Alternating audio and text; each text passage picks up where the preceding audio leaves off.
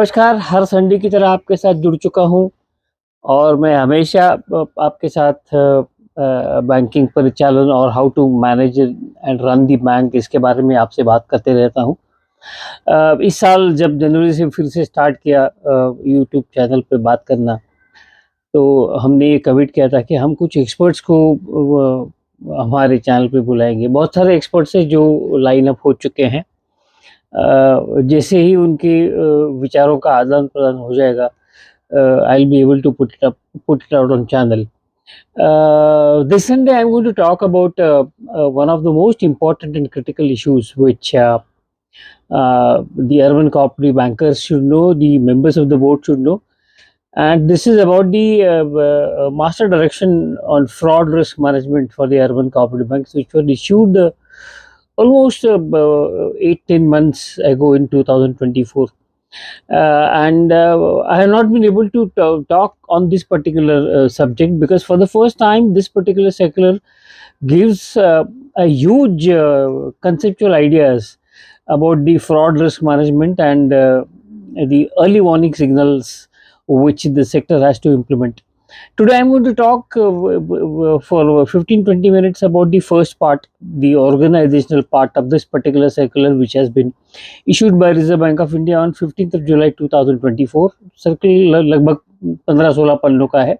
इसमें 10 चैप्टर है और मुझे लगता है कि fraud prevention, fraud management and reporting ऐसे 3-4 उसके अलग-अलग विभाग हो सकते हैं। मैं आज ये सर्कुलर के applicability, organise structure, formation of committees इसके बारे में बात करूंगा। Next Sunday I will be talking to you about the early warning signals and possibly if we can cover up the reporting mechanism, that also I'll be talking. Let me tell you that for the first time in 2015 Reserve Bank of India issued a master circular on the classification and reporting of fraud, and this particular circular they were upgrading and reviewing it every year, and was converted into a routine master direction. But this time in July, that is 15 July 2024, they have come out with a 15-page circular which they call it as a master directions on fraud risk management in urban cooperative banks, state cooperative banks and central cooperative bank. So for us, we will focus on the urban cooperative banks and what they should be doing. This has replaced, इस circular ने जो existing guidelines थी जो 2015 की थी उसको replace कर दिया है। क्या कहते हैं ये सर्कुलर इम्पोर्टेंट क्यों है? क्योंकि ये सेक्शन 35A और सेक्शन 56 के अंतर्गत इशू किया गया है एंड ये सर्कुलर को वो कहते हैं कि दीज आर डायरेक्टिव्स। इसका मतलब ये है कि इसमें अगर आप कोई आनाकानी करते हैं, अगर आप इसकी इम्प्लीमेंटेशन में थोड़ी सी भी चूक करते हैं या गलती करते हैं, तो मेरा ये मानना है कि Reserve Bank of India is likely to come down very heavily on you. So all the top management as well as middle management should be aware of what are the contents of this particular circular. These contents are required to be implemented and to be proven that you have them as a urban cooperative bank. Of course, for T1, T2 banks, they have certain diluted instructions in this area, but T3 and T4, no dilution. You have to be strictly complying with that, and this dilution is only in respect of the formation of committees, which I'll definitely explain. सो हम ये मान के चलते हैं कि ये circular जो है हमें अप्लाई हो गया है जुलाई 2024 से। अगर आपने कुछ नहीं किया है तो ये वीडियो को देखने के बाद में आज उसका इम्प्लीमेंटेशन आप अपने बैंक में कर सकते हैं। टिपिकली ये जो टॉप मैनेजमेंट है उनको ये करना है और सीनियर लेवल मैनेजमेंट है उनको ये करना है, क्योंकि कई बार ये कन्फ्यूजन होता है कि टॉप मैनेजमेंट कौन और सीनियर मैनेजमेंट कौन वगैरह वगैरह। You are aware that the executive committee, executives in any bank or the key directors in any bank form a team, and by forming a team, they try to run the show, they try to run the bank. But here, in this particular circular, they have talked about several things. If the clarity of these several things is not there with you, you are going to encounter certain difficulties. So my request is to watch this video till the end. Like and subscribe, show it to all your friends in the cooperative banking industry. ये purpose क्या है circular का? पुराना ही purpose है, नया purpose कोई नहीं है। वो ये चाहते हैं कि सर्कुलर में दी गई जो गाइडलाइंस है उसको आप अगर इम्प्लीमेंट करोगे तो उसका जो इस सर्कुलर का जो पर्पस है वो प्रिवेंशन ऑफ फ्रॉड है। मेरा खुद का मानना है कि फ्रॉड कभी प्रिवेंट नहीं किए जाते हैं। क्यों नहीं किए जाते हैं उसकी भी वजह है। This is all genetic disorders which remain in the humankind. Mahabharata के काल से फ्रॉड चल रहा है और आज अभी आजकल तो आप देख ही रहे हैं कि पाकिस्तान किस तरह से फ्रॉड कर रहा है, गलत इन्फॉर्मेशन फैला के। गलत इन्फॉर्मेशन फैलाना भी फ्रॉड ही है। लेकिन आरबीआई की ये सोच है कि अगर ये आप इम्प्लीमेंट करेंगे तो आपके यहाँ फ्रॉड्स कम होंगे। मैं ये फ्रॉड्स का जो डेटा है जो रिजर्व बैंक की वेबसाइट पर उपलब्ध है उसके बारे में कुछ नहीं कहूँगा। लेकिन अर्बन कोऑपरेटिव बैंक जो छोटी बैंक है वो हमेशा ये सोचती है कि हमारे यहाँ क्या फ्रॉड होगा, छोटी तो है, छोटे तो लोग हैं, 200-400 लोग हैं, क्या फ्रॉड करेंगे। लेकिन ऐसा नहीं है। आपको ये जो सिस्टम और ऑर्गेनाइजेशन फ्रॉड रिस्क मैनेजमेंट के लिए दिया गया है उसको बिल्कुल इम्प्लीमेंट करना है। इसमें एडमिनिस्ट्रेटिव एक्सपेंसेस होंगे। I mean I don't say that this will come free within your bank. You have to spare some resources. कुछ रिसोर्सेज आपको स्पेयर करने पड़ेंगे या आपको अगर रिलीजियसली इम्प्लीमेंट करना है। ये क्यों इंपॉर्टेंट है? क्योंकि आप अपने खुद के पैसे नहीं मैनेज करते हो, आप दूसरों के पैसे मैनेज करते हो और दूसरों के पैसे में अगर फ्रॉड हो जाता है तो मान लो कि ये जो फ्रॉड की गंध है तुम्हारे डिपॉजिटर्स को भी अफेक्ट करती है। और the latest example of fraud which has impacted the depositors is the events which have occurred in the New India Cooperative Bank, and I have already made couple of videos on that.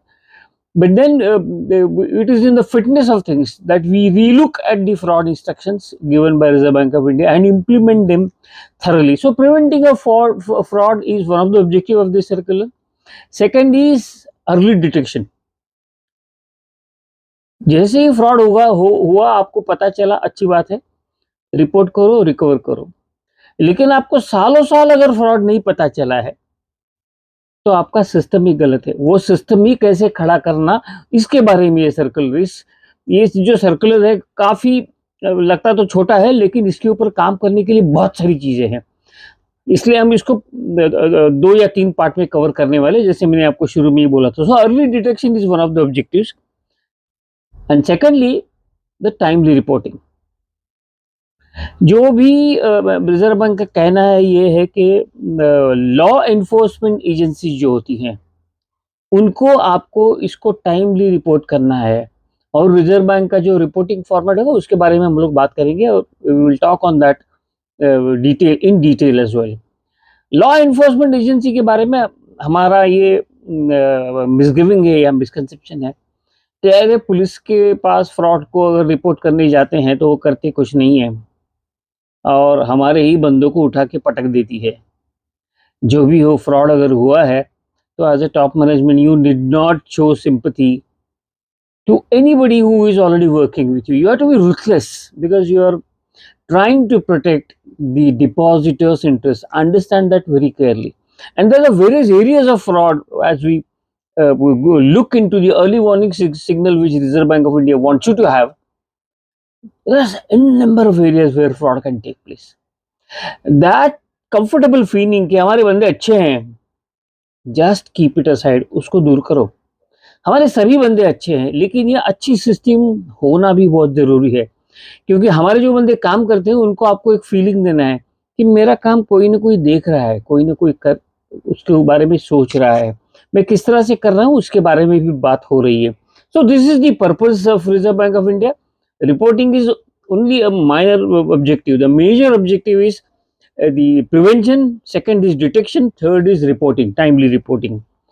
और ये करते वक्त reserve bank ये कहती है कि तुम्हारे bank में गवर्नेंस स्ट्रक्चर क्या होना चाहिए, what should be the governance structure. तो वो एक सिंपल हमेशा फंडा है उनका, किस तरह से डिजाइन करना है वो मैं धीरे धीरे आपको बताऊंगा। लेकिन वो ये कहते हैं कि फ्रॉड रिस्क मैनेजमेंट के बारे में आपके पास एक बोर्ड अप्रूव्ड पॉलिसी होनी चाहिए। अगर आप गूगल पे जाओगे तो बहुत सारे पब्लिक सेक्टर बैंक्स की आपको फ्रॉड रिस्क मैनेजमेंट के बारे में गाइडेंस मिलेगा। उठाओ, फ्रीली अवेलेबल है, वो सभी आपको अप्लाई नहीं होगा। मैं नहीं मानता हूँ कि ये सभी आपको अप्लाई होगा, लेकिन उसमें से कुछ गिने चुने सजेशंस जो होंगे वो आपके बैंक में अप्लाई होंगे। फ्रॉड तो कहीं भी हो सकता है, सेविंग में हो सकता है, करंट में हो सकता है, टर्म डिपॉजिट में हो सकता है, सिस्टम में हो सकता है, कहीं भी हो सकता है। It's a very broad concept and whether you have appropriate filters. Fraud risk management policy में ये फिल्टर्स बिल्ट करना, और उसमें जो पुराना कंसेप्ट आता है वो जिसके बारे में मैं हमेशा कहता हूं वो ये है कि on need to know basis तुम्हारे बैंक की हर चीज हर एक बंदे को मालूम होना जरूरी नहीं है। एस्केलेशन लैडर होता है, वो लैडर के हिसाब से आपको वो होना चाहिए। आपने देखा होगा तुम्हारा जो सीबीएस सिस्टम है उसमें मेकर और चेकर कंसेप्ट होता है। मेकर का ऑथराइजेशन लेवल अलग होता है और चेकर का अलग होता है। क्यों होता है? उसकी वजह ये है, your CBS system has layers and when these are compromised you create a conducive environment for creation of fraud. So organized structure तुम्हारे पास होना चाहिए। रिजर्व बैंक ये कहती है कि तुम्हारे पास स्पेसिफिक रोल्स डिफाइन की गई एक बोर्ड की कमेटी होनी चाहिए और जिसमें सीनियर मैनेजमेंट और सीनियर डायरेक्टर्स होने चाहिए। उसमें आप अगर फ्रॉड डिटेक्ट होता है तो क्या क्या करने वाले हो वो आपको लिखना है उसमें। और वो ये कहते हैं काफी सारा इंपॉर्टेंस ऑर्गेनाइज स्ट्रक्चर में रिजर्व बैंक ने एक चीज भी दिया है। फ्रॉड डिटेक्ट हो गया, फ्रॉड डिटेक्ट होने के बाद में आपका डायरेक्टर भी इन्वॉल्व हो सकता है, आपका एग्जीक्यूटिव भी इन्वॉल्व हो सकता है, आपका ऑफिसर हो सकता है, आपका क्लर्क हो सकता है। उन्होंने रूट दिया है। फ्रॉड डिटेक्ट हो गया उसके बाद में आपको क्या करना है? The importance for the first time the master direction has been given to the SCN. What is SCN? Show cause notice. अब ये शो कॉज नोटिस को इम्पोर्टेंस क्यों दिया गया है? उनका ये मानना है कि फ्रॉड हो गया, डिटेक्ट हो गया, you have to follow the principle of natural justice. There are several high court and supreme court decisions where the principle of natural justice has to be followed, and when this principle of natural justice is followed, it's extremely important that you give show cause notice. Even if you find that the director is involved, issue him. So transaction या event आपके पास जब आता है तो आपको show cause notice उसको देना चाहिए। और रिजर्व बैंक ये कहती है कि ये शो कॉज नोटिस में उसको जवाब देने के लिए 21 दिन देने हैं। क्यों उसको 21 दिन देने हैं?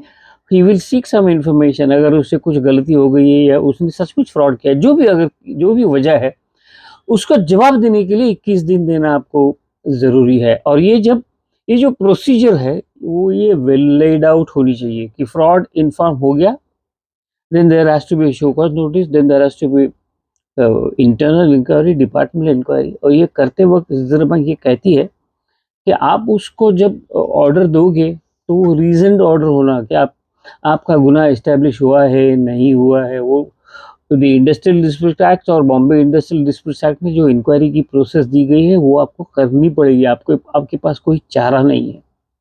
और ये जो सब चीज़ें हैं जो मैं कह रहा हूँ, इसमें मल्टीपल एंगल आ रहे हैं। इसमें स्टाफ का एंगल आ रहा है, इसमें क्रेडिट पॉलिसी का एंगल आ रहा है, तुम्हारे इंटरनल सिस्टम की बहुत सारी चीज़ें आ रही है, आप सीबीएस का एंगल आ रहा है। तो आपका ये जो फ्रॉड रिस्क मैनेजमेंट पॉलिसी होगा ये बहुत बड़ा होगा, बहुत सारी चीज़ें इसमें कवर होगी। और इसीलिए वो कहते हैं कि इसके लिए एक्सपर्टीज फोकस होना जरूरी है। और इसलिए वो कहते हैं कि आपको बोर्ड की एक स्पेशल कमेटी बनानी पड़ेगी। और ये स्पेशल कमेटी आप जो बनाएंगे, जिसको ये रिजर्व बैंक सर्कुलर कहते हैं, कि सर्कुलर में कहा है कि special committee of board for monitoring and follow of cases of fraud. कई बैंकों में ये कमेटी है लेकिन इसकी मीटिंग नहीं होती है। क्यों नहीं होती है? अरे फ्रॉड हो ही नहीं तो मीटिंग लेके क्या करेंगे? नहीं, you have to conduct virtually meeting every quarter, once in 3 months। कहीं लिखा नहीं है, मैं आपको सुझाव दे रहा हूँ। क्यों करना चाहिए कि आपकी जो फ्रॉड की पॉलिसी है वो कंटिन्यूअसली रिव्यू मैकेनिज्म में जानी चाहिए।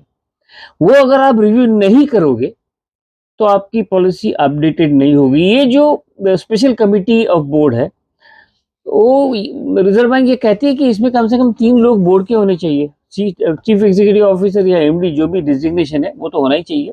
तो एक सीईओ और 2 डायरेक्टर्स अगर होते हैं तो अच्छा है, लेकिन ये 2 डायरेक्टर के बारे में वो ये सुझाव देते हैं कि ये जो 2 डायरेक्टर होंगे, इनको बैंकिंग का एक्सपीरियंस होना आवश्यक है। ये चार्टर्ड अकाउंटेंट होना आवश्यक है, जिनको banking and finance suitable banking experience with relevant professional qualification के डायरेक्टर ही होना चाहिए। तो ऐसा नहीं हो कि कोई आपके पास इंजीनियर है, कोई आपके पास आर्किटेक्ट है, कोई आपके पास प्रोफेसर है, वो इस कमेटी का मेंबर बन जाए, ऐसा नहीं होना चाहिए। क्यों ये रिजर्व बैंक ऑफ इंडिया कह रही है? क्योंकि वो जानते हैं कि ये फ्रॉड रिस्क मैनेजमेंट पॉलिसी अगर रिव्यू करनी है या फॉर्म करनी है या ऑर्गेनाइजेशनल स्ट्रक्चर इंप्लीमेंट करना है, तो बंदे ऐसे होने चाहिए कि जिनको कुछ अकल हो, जो कुछ सोच सकते हैं। क्योंकि ये सब कमेटी फॉर्म है, वो स्पेशल कमेटी में जाएगा, उसके बाद में बोर्ड में भी ये सब मैटर रेगुलरली जाते रहेंगे। Audit committee will also get involve in one or the other way for this particular committee. लेकिन सबसे बड़ी इंपॉर्टेंट बात उन्होंने ये कही है, वो ये है कि the senior management shall be responsible for implementation of fraud risk management policy. Director तो ऑब्वियसली इम्प्लीमेंट नहीं करेंगे, और ये जो फ्रॉड रिस्क पॉलिसी होगी, जब इंसिडेंट आता है तो पहले ये कमेटी के सामने जाएगा, उसके बाद में डिसीजन होगा कि आगे क्या करना है। एक चीज रिजर्व बैंक में इसने और एक एडवाइस की है, या कहें कि you should have a system in place. उसके बारे में हम अलग से बात करेंगे। हमने इसके बारे में मेरे कई वीडियोस में इसका रेफरेंस है, लेकिन हमने इसके ऊपर बात नहीं की है। वो बात है whistle blower policy. What is whistle blower policy या विसल ब्लोअर अरेंजमेंट? ये विसल ब्लोअर का मतलब है कि जो पहले सीटी बजाएगा। अब ये सीटी बजाएगा, उसका मतलब ये नहीं कि सीटी बजाने वाला वो आपके यहाँ बंदा होना चाहिए। आपके बैंक में एक सिस्टम होना चाहिए। वो सिस्टम ऐसा है कि बैंक के अंदर काम करने वाला या बाहर काम करने वाला कोई भी बंदा, अगर आपके बैंक में कुछ गलत चीजें हो रही हो, वो ओरली या इन राइटिंग आपको इन्फॉर्म करेंगे। This is whistle blower implementation. कई बार लोग ऐसे कहते हैं कि यार मैं किसी ब्रांच में काम कर रहा हूं और मेरा मैनेजर ही गलत काम कर रहा है, तो मैं क्या करूं? He simply has to sound, as per the policy, somebody by remaining anonymous within your bank. ये सर्कुलर ये कहता है कि विसल ब्लोअर का अगर आपके पास कोई इंटीमेशन आता है तो आपको किसी भी सस्पिशियस एक्टिविटी और फ्रॉडुलेंट एक्टिविटी को आपको एग्जामिन करना है। वो एग्जामिन करने के बाद उसमें क्या तथ्य है, ये कंक्लूजन पे आना है, and then you have to involve the special committee on fraud and detection. तो ये विसल ब्लोअर की पॉलिसी किस तरह से करनी है, इसके बारे में हम लोग अलग से बात करेंगे। लेकिन ओवरऑल रिस्क मैनेजमेंट फंक्शन जो होगा, उस रिस्क मैनेजमेंट में हर एक डिपार्टमेंट का सीनियर बंदा इन्वॉल्व होना चाहिए, और आपके बैंक में जो काफी सीनियर बंदा है वो इसमें इन्वॉल्व होना बहुत बहुत जरूरी है। फ्रॉड रिस्क या टाइप्स ऑफ फ्रॉड के बारे में तो ये कहा गया है कि अगर आपकी बैंक बड़ी है, you can categorise the fraud in the trends of the fraud. Industry wise है, ट्रांजैक्शन वाइज है, जो भी है वो आपको कैटेगरीज आपको करने चाहिए। उसके हिसाब से आपको अलग अलग फिल्टर्स या प्रिवेंटिव मैकेनिज्म आपको इम्प्लीमेंट करने हैं। फ्रॉड रिस्क मैनेजमेंट पॉलिसी किस तरह से करना है, इसके बारे में आप लोग अलग से बात करने वाले हैं। हम विसल ब्लोअर पॉलिसी के बारे में भी हम अलग से बात करने वाले हैं, because nothing much has been said in various other master directions in respect of whistle blower. This is the circular, this is the master direction where for the first time Reserve Bank of India is acknowledging कि boss, you are a financial institution, you must have a whistle blower. अभी इसके advantage क्या है, disadvantage क्या है, वो अलग से हम लोग डिस्कस करेंगे। अर्ली वार्निंग सिग्नल और रिपोर्टिंग के बारे में हम लोग अलग से बात करने वाले हैं, जैसे मैंने आपको बताया है। So my request is to stay tuned, because this particular circular you are going to get whole lot of ideas, whole lot of concept